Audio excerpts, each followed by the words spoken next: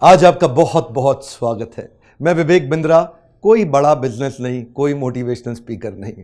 आज आपसे असली मोटिवेशनल स्पीकर से मिलवाएंगे।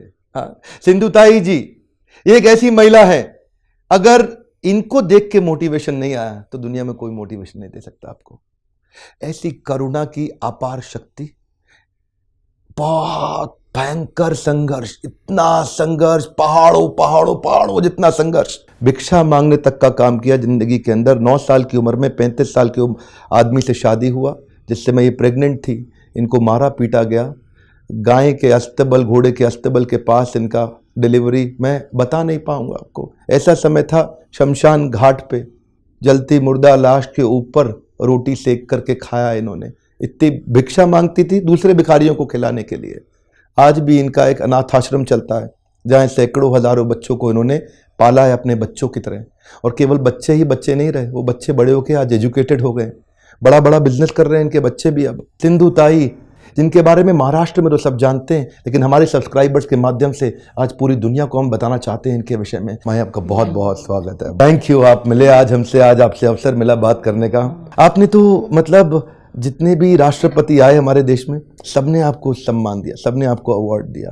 आपको अब्दुल कलाम जी ने अवार्ड दिया, आपको प्रतिभा पाटिल जी ने दिया, आपको प्रणब मुखर्जी ने दिया, आपको रामनाथ कोविंद जी ने दिया। आगे जाने से पहले मैं रिक्वेस्ट करूंगा, आप अपने थोड़ा बचपन के बारे में बताइए। ये आप इतनी शक्ति संघर्ष को सहने की आपके जीवन में कैसे आई? हाँ बेटा, मैं 20 साल की थी जब मेरे ससुराल ने छोड़ा मेरे को। तब मेरे पास कुछ नहीं था और ये 10 दिन के बच्चे थे। ससुराल ने, मायके ने हकल दिया था। तब पेट की भूख तो थी ना, खाना तो चाहिए था हर रोज, और पास कुछ नहीं था। माँ ने भी हकल दिया था, माँ सगी थे, इसलिए भी क्या करूँ। 20 साल की बच्ची, यानी मैं 20 साल की बच्ची थी और 10 दिन की मेरी बच्ची। फिर भूख मेरे को डरा रही थी कि अभी मरने के बगैर कुछ नहीं, मर जाओ। अब मेरे को मरना नहीं था बेटा। इसलिए जब भिखारी मैं देखती तो वो भिखारी गाना बोल के खाना मांगते, तो मैं भी उसके साथ हो गई। मैंने गाना बोला, खाना मिला और बांट के खाया और माई हो गई। अभी जो आपका, मैंने सुना गाय के तबेले में आपने बच्चे का डिलीवरी किया था। नहीं, वो क्या हो गया बेटा, मैंने एक बहुत बड़ा झगड़ा दिया था सरकार के साथ, यानी फॉरेस्ट डिपार्टमेंट के साथ। क्योंकि हमारा पति गैया चराते थे, सबके पति, और हम गोबर उठाते थे। उसका पैसा नहीं मिलता था हमको। तो तब रंगनाथन कलेक्टर थे वर्धा में, मैंने उसके सामने ये रखा कि तुम रोड पे मुरुम डालते हैं तो उसको तुम मजूरी देते हैं, हमारा पूरा गोबर तुम उठाते हैं, उठाओ, मगर उठाने के लिए मजूरी तो दो। हम रात दिन वो गोबर उठाते हैं। उन्होंने दिया नहीं। फिर मैंने बहुत बड़ा झगड़ा किया और मेरे को न्याय मिला। कलेक्टर ने मेरे को न्याय दिया। मगर हुआ क्या बेटा, यानी सब लोग उनका भला हो गया, मगर एक का तो बुरा हो सकता है ना। तो वो जिसका बुरा हो गया वो मेरे पीछे पड़ा। और मैं 9 महीने की प्रेगनेंसी थी। तो उन्होंने मेरे पति को बोला कि तेरे पत्नी को जो अभी गर्भवती है ना, वो तेरा नहीं, बच्चा मेरा है। तो कौन सा पति मेरे को स्वीकारेगा। उन्होंने मेरे पेट पे लात मारी थी और मैं बेहोश हो गई थी। उन्होंने खींचते खींचते मेरे को गैया के तबेले में डाला था और पूरी गैया खुली कर दी थी। उसको ऐसा लगा मैं मर गई। तो आदमी ने मारा, ऐसा नहीं होना चाहिए, इसलिए मेरे इर्द गिर्द पूरी गैया थी और मैं बेहोश थी। बेहोशी में मेरे को बच्चा हो गया था। जब मैंने आँख खोला तब ध्यान में आया कि अरे सब गैया मेरे इधर उधर घूम रही, मगर एक गैया मेरे आंख पर खड़ी है। और बेहोश में मेरे को बच्चा हो गया। और वो गैया सब गैया को हकल रही थी बेटा, और चिल्ला चिल्ला के मेरे को उठा रही थी। उसको मानवता किसने सिखाई। मैं कैसे तो भी खड़ी हो गई, उसका गला पकड़ के मैं रोई। उसको मैंने वचन दिया कि तू, अरे आदमी ने तो टाक दिया, मेरे को छोड़ दिया, फेंक दिया, तू गैया होकर मेरी मैया बनेगी ना। मैं आखिरी दम तक सिर्फ मैया बनूंगी, बस। गया को वचन दिया और मैया हो गई रे। बाद में वो बच्चा लेकर के आपने मतलब भीख मांग के अपना जीवन चलाया। पहले तो मेरा बच्चा का जन्मनाल मैंने पत्थर से तोड़ा रे। वो कैसा करे, मेरे पास क्या था, कुछ सामान नहीं था, कोई भी मेरे पास नहीं था। फिर मैंने उसको टेढ़ा सुलाया और नीचे पत्थर रखा, हाथ में एक पत्थर लिया। पहला पत्थर मारने से मेरे को डर लगा कि अभी ये जन्मा है बच्चा और मैं पत्थर मार रही, मगर इलाज तो नहीं था। फिर मैंने आंख बंद की और पत्थर मारने लगी। वो चुकता था, फिर भी मैं मारती थी, मगर मैं पत्थर गिनती थी। 16 पत्थर मारने के बाद नाल टूटा।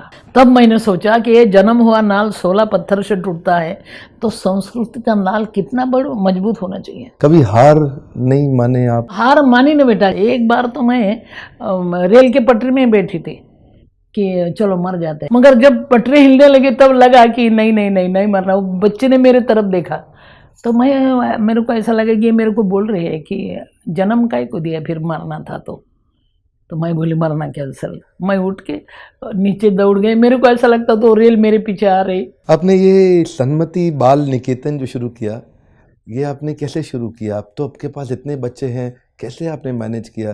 जिसके पास अपने खाने की सुविधा नहीं, आज उसके पास सैकड़ों हजारों बच्चे। और अभी भी नहीं, क्योंकि मेरे को ग्रेड नहीं, सरकार ने अभी तक मेरे को कुछ नहीं दिया, सिर्फ सम्मान दिया। 4 राष्ट्रपति ने मेरे को सम्मानित किया, मगर ग्रेड नहीं मेरे को।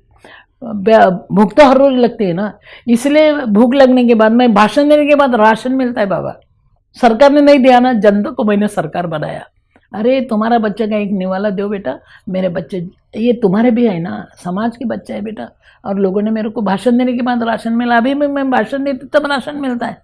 और मैं गाना गाती बेटा भाषण देते समय के, हमसे न तू खाने की ना पीने की बात कर, मर्दों की तरह दुनिया में जीने की बात कर। और लोग मर्द जैसे जीना चाहते हैं ना, वही इतना ही बोलते और मांगते। आपने वास्तव में मर्दों की तरह जीने की बात करके दिखाई है। माँ, ये आपने बहुत अच्छा बोला, पर कभी कभी क्या होता है ना, ये जो हमारे व्यापारी लोग हैं बोलते हैं आजकल मंदी का दौर है और इतना मंदी आ गया है। एक तो पहले ही खुद से अंदर से कमज़ोर, फिर ऊपर से वातावरण भी कमज़ोर, तो ये हो जाता है डबल कमज़ोर। और जिसमें अगर कस्टमर इनको छोड़ दे, बिजनेस में अगर लॉस हो जाए तो उनके एम्प्लॉय भी छोड़ के भाग जाता है। बेचारे अकेले पड़ जाते हैं कभी कभी व्यापारी लोग। हमारे देश में किसान की फिर भी थोड़ी बहुत चर्चा हो रही है, पर यह व्यापारी जब सुसाइड करने चला जाता है तो उसकी कोई चिंता नहीं करता। मैं चाहता हूँ आज ये व्यापारी जब बिल्कुल अकेला पड़ जाता है, हारा हुआ महसूस करता है, तो आपकी ज़िंदगी के अनुभव बड़े गहरे हैं। आपको अगर इनको मोटिवेट करना हो तो आप क्या सुझाव देना चाहेंगे? कैसे ताकत आए इनके अंदर? बेटा एक दिन ऐसा आता है कि दिए में तेल नहीं होता, अंधेरा छा जाता है बेटा, तब तुम्हारे आंसू डालो उसमें, हारना नहीं। आंसू की जो चौ होती है ना, वो खारी होती है, मीठी नहीं होती रे। ये मीठा और खारा तो साथ में चलता है बेटा। कल के बाद खुदा के हाथ जीना चाहिए। मंजिल बहुत दूर है, मंजिल बहुत दूर है, जाना वहाँ जरूर है। रास्ता मुश्किल है, अरे मरना मंजूर है, मगर औरों के लिए, खुद के लिए नहीं। जो और जिनो दे बेटा, खड़ा हो जाओ अपने पैर पर। अरे सुबह तुम्हारी है। ये कोई कवि नहीं है, ये कोई शायर नहीं है, ये वो है जिन्होंने अपनी ज़िंदगी को जिया है, सैकड़ों हजारों लोगों की ज़िंदगी बनाई है। बहुत बच्चे आपने पाल लिए। अब तक कितने बच्चे आपके आश्रम में आए? 250 दामाद है अभी। यानी 50 बहुए है और 750 पुरस्कार है। आपने तो देखे, मगर पुरस्कार की रोटी नहीं बनती ना। मुझे तो खाली पता लगा है कि शमशान में आपने रोटी खाई थी, आपको तो खानी पड़ी। हमें तो पता लगने पे आज रोंगटे खड़े हो जाते हैं। ये किस परिस्थिति में आए थे आप जो आपको ऐसा? रात को मैं शमशान में क्यों जाती, कि मेरे को मालूम था मरने के बाद शमशान में जाते और रात को कोई नहीं आते। जिंदाबाद अपना बाप का घर शमशान, इसलिए मैं शमशान में जाती। जिस दिन मैंने रोटी शमशान में जला हुआ मुर्दे के ऊपर भून के खाई, उस दिन मैं बहुत डर गई थी, क्योंकि हर रोज मैं शमशान में रहती थी मगर मेरे को डर नहीं लगता था। मगर जिस दिन मैंने रोटी खाई उस दिन मेरे को बहुत डर लगता था, क्योंकि ऐसा लगता था पूरा माहौल मेरे को ऊपर खड़ा है, मेरे को बोल रहा है कि ये अधिकार हमारा है खाने का। तुम यानी आदमी हो, तुम बाई हो, तुम हमारा कायदा भंग किया। और पूरे इतने जोर जोर से चिल्ला रहे थे, पशु पक्षी, कुत्ते भौंक रहे थे। मेरे को बहुत डर लगता था बेटा।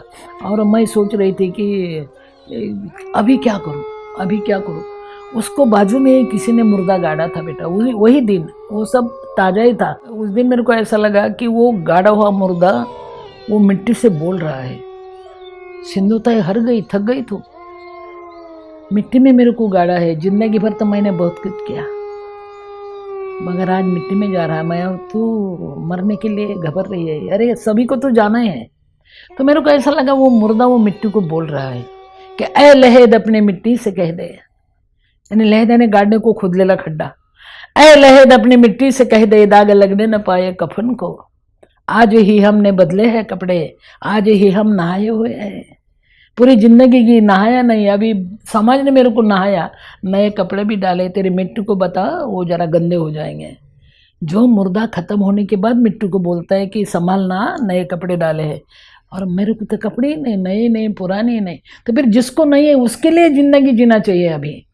तब मैंने सोचा कि नहीं, मरना नहीं, डरना भी नहीं, पीछे मुड़ना भी नहीं, कुछ करना है। बहुत सुंदर। महाराष्ट्र में मैं देखता हूँ लोग आपको बहुत मानते हैं, मराठी लोग आसपास जहाँ देखते हैं लोग आपका इतना सम्मान करते हैं, हर आदमी आपसे मिलता है, माई माई माई आपके पाँव छूता है। सबने देखा है आपने इतना किया गरीब बच्चों के लिए, सबके लिए। मैं जो बाकी देश के लोग अब आपको धीरे धीरे जान रहे हैं, उनको आप थोड़ा मोटिवेट करिए कि कैसे संघर्षों से लड़ना चाहिए। बेटा अंधेरा तो हर दिन आता है, अंधेरा तो हर दिन आता है।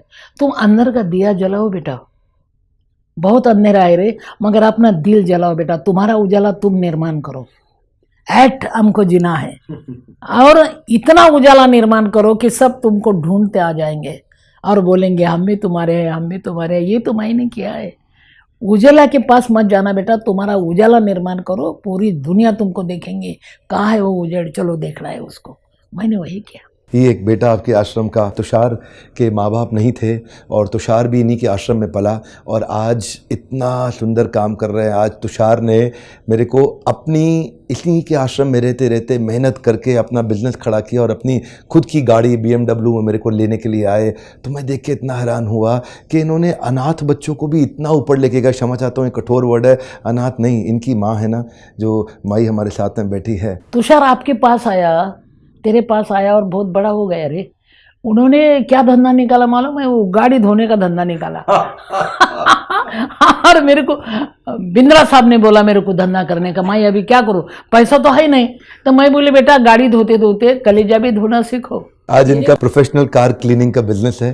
प्रोफेशनल कार क्लीनिंग के इन्होंने शोरूम्स खोले हैं, मतलब इसको बोलते हैं आउटलेट, और फ्रेंचाइजी मॉडल पे उसको आगे लेके जा रहे हैं। इसको बोलते हैं असली स्कूल। ये स्कूल हमारा नहीं है, ये माई का स्कूल है। जिस माई के स्कूल में ऐसे बच्चे आए हैं। हाँ बेटा, ऐसे बहुत बच्चे हैं। मगर सबसे बड़ी बात मैंने ये किया कि जो पति ने मेरे को हकल दिया मैंने उसको माफ़ किया बेटा। और ये पहली बार हुआ होगा शायद कि ससुराल वाले ने पत्थर मार मार के मेरे को हकाला और मेरे को फूल डाल डाल के बुलाया। और मेरे सत्कार में मेरे पति रो रहे थे कि मैं पति के पास गई, उसका हाथ मैंने हाथ में लिया, मेरे पल्लू से उसकी आँख पोंछी और मैंने बताया रो रहे आप, आपने मेरे को छोड़ा तब मैं रो रही थी ना।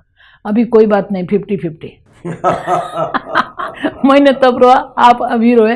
अभी यहाँ खोखते चिकते मत पड़ो, मेरे पास चलो। आपकी हालत बहुत बुरी है। मेरी साड़ी फटी थी, अभी आपकी धोती फटी है। मगर मेरी एक अट है, पति बन के मत आओ, बच्चा बन के आते हैं। मैं आपकी माँ होना चाहती हूँ, बस एक ही रिश्ता है मेरे पास अभी, माँ बनना। और मैंने मेरे बेटों को बताया कि बेटा इन्होंने मेरे को नहीं छोड़ा होता तुमको माँ मिलती रहे, अभी उनके तुम माँ बाप हो जाओ बेटा। उन्होंने तुमको माँ दिया, अभी उनकी सेवा करो। 5 साल मेरे बच्चे ने सेवा की, अभी गए बरस भगवान के घर गए और मैं सिर्फ माँ रहेगी पीछे, बस जीना है अभी। बहुत से आपने मेरे मोटिवेशनल वीडियो देखे होंगे ना, बाउंस बैक करना है, बाउंस बैक करना है, लेकिन हर वीडियो के बाद कुछ एक्शनेबल होना चाहिए। तुषार जैसे लोग आगे बढ़े, तुषार जैसे बच्चे इन्हीं के आश्रम से आगे बढ़े। तो मैं आज एक अपना छोटा सा बिट करना चाहूँगा, कंट्रीब्यूशन।